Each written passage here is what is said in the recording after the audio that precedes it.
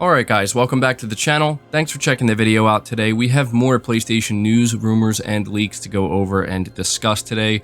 The first topic talks about the state of play that's going to be happening tomorrow. Before I dive into that topic, I do want to let everybody know that I am going to be live reacting to the state of play here on the channel tomorrow. So if you want to come hang out with me and chat about it a little bit before it starts, watch it with me, and then talk about what we end up seeing, feel free to stop by. It's always a good time.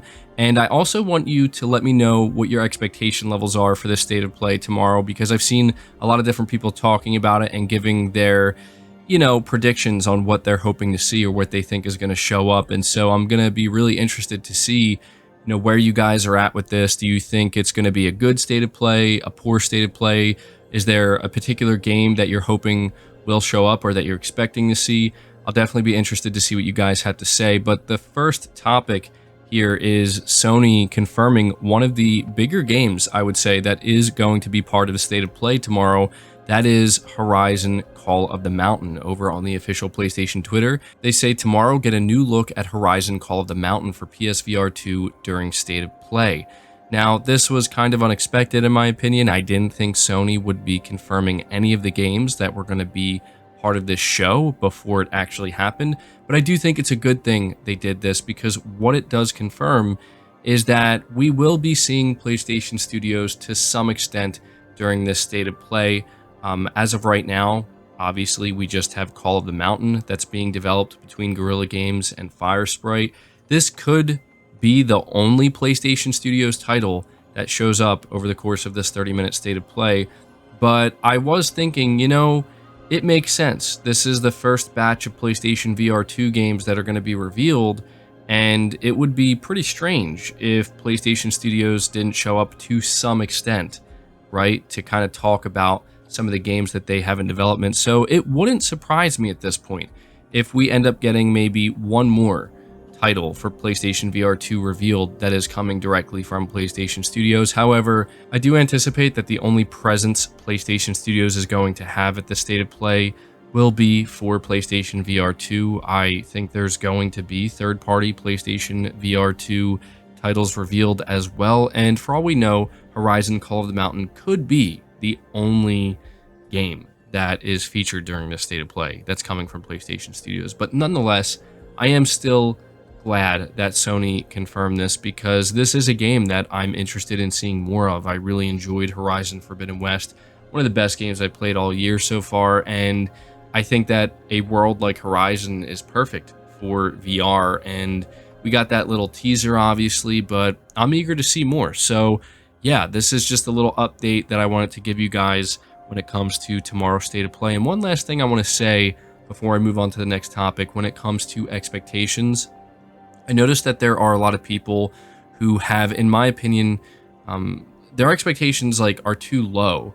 That's just how I see it. I feel like it's not good to go in either direction to the extreme. I mean, there are always people who get their excitement way too high, to get their expectations way too high, and it's almost comical. But I feel like people go to the other end, where it's almost like they're expecting to be completely miserable, right? Like they're anticipating that the state of play is actually going to be so bad it's going to offend them. And I feel like that's a little bit ridiculous, I don't think there's anything wrong with wanting to tune in to a 30-minute state of play in June and expect just a little something, right? Just one thing. I think that's totally reasonable and that's totally fair. I mean, it gets to a point where it's almost like people act like we shouldn't be excited for literally anything. And I'm sorry, but that's not why I follow PlayStation. I understand that the overhype can be too much, and I fall victim to that. But I just can't adopt this mindset where it's like, well, I'm basically going to go into it miserable and assume the worst, and that's how it's going to be. I feel like that's just, where's the fun in that?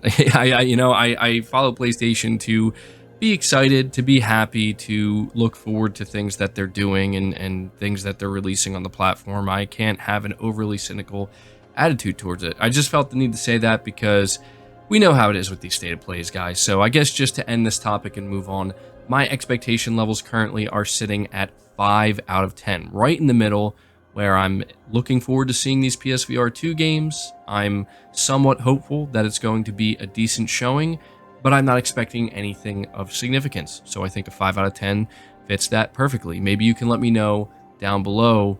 You can rate your expectations out of 10. Let me know where they're sitting. But the next topic talks about Kojima Productions being at Summer Game Fest and possibly revealing their next game. The reason for this, well, obviously, it's Jeff Keighley's show, and we know that Jeff Keighley likes to include Hideo Kojima. I mean, even just last year, he brought Hideo Kojima on to talk for about 4.5 minutes straight about the development of his next project without actually giving any information on it. So that tells me that no matter what, Kojima will be a part of Summer Game Fest. Any show that Jeff Keighley does, you can bet Kojima will show up. But the real question is whether or not we're finally going to learn what Kojima Productions has been working on all this time. Well, we have Hideo Kojima's assistant taking to Twitter, sharing an image of Kojima having a conference call with Jeff Keighley, which to me is pretty much confirmation that, yeah, he's going to be part of the show. People are now speculating that maybe we're going to see Death Stranding 2 revealed. I think that's a possibility. We did just hear how Norman Reedus kind of let the cat out of the bag for the second time somehow in an interview. So that's a possibility. I don't know that that's necessarily what I'm anticipating. There's obviously still the Silent Hill theories, which is something I'm still going to entertain until we have it explicitly confirmed that Kojima's not working on Silent Hill. I say this because I think no matter what happens, regardless of what it is that he's working on, there's been so much mystery surrounding Kojima Productions. Surely they're aware of that. I mean, Jeff Keighley obviously is aware of this. He messes with fans all the time, and Kojima does too.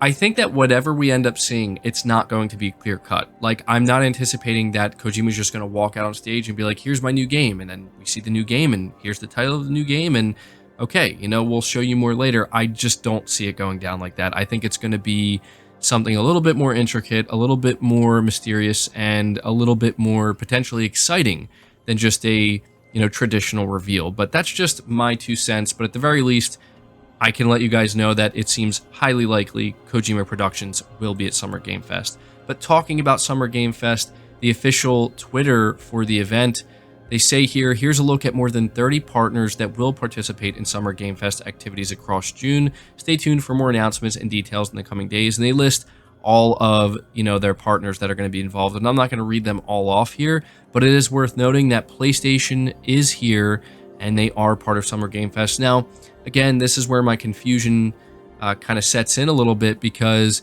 as much as I want to be excited that during the June 9th, 2-hour show of Summer Game Fest, I want to assume that PlayStation's going to be involved in that to some degree, but I'm not entirely sure, because as we talked about yesterday, Sony made it clear that their State of Play that's happening tomorrow is part of Summer Game Fest. So that could be the extent in which PlayStation is involved, but hopefully not. I think a lot of fans are holding out hope that something will be there from PlayStation, something of significance during the actual Summer Game Fest show on June 9th.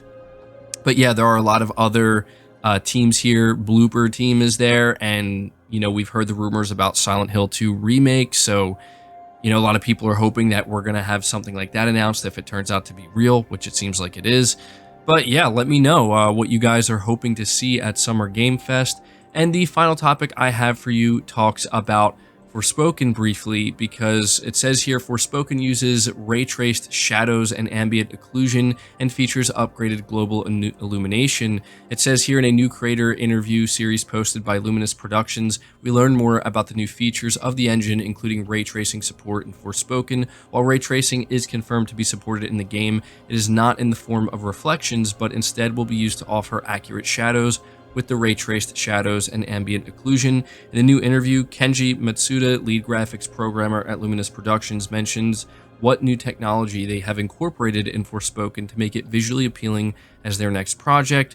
And so it says here, for this project, we incorporated ray-traced shadows, which allow us to generate shadows that are crisper, cleaner, and of higher quality than shadows created with shadow maps in the past, as well as gorgeous soft shadows. We completely overhauled the GI system that had been in place originally because it had some quirks and limited express capabilities. Our artists contributed a lot of input during the implementation process, which helped us identify different issues that needed to be addressed. The gist of the interview is that they have made a lot of changes in the Luminous engine coming hot off the heels of Final Fantasy 15. They've improved the level of detail scaling and global illumination and incorporated new technology like FSR 2.0 and ray tracing within the game. So I wanted to briefly share this with you guys because, you know, this is the stuff I like to hear when it comes to a game like Forspoken. I still do have a certain amount of hope for this game, and I still am looking forward to it. And one of the aspects I hope really does kind of, you know, live up to our expectations is how this game is going to look once it's finished. And it sounds like they're putting a lot into the lighting and into the illumination and whatnot. So yeah, just wanted to keep you guys updated and in the know with that. But that's going to do it for the video. Be sure to leave it a like if you enjoyed it or found it informative. Subscribe to the channel if you're new. Hit the bell notification icon and feel free to share the video out on top of all that. But until next time, guys, take care.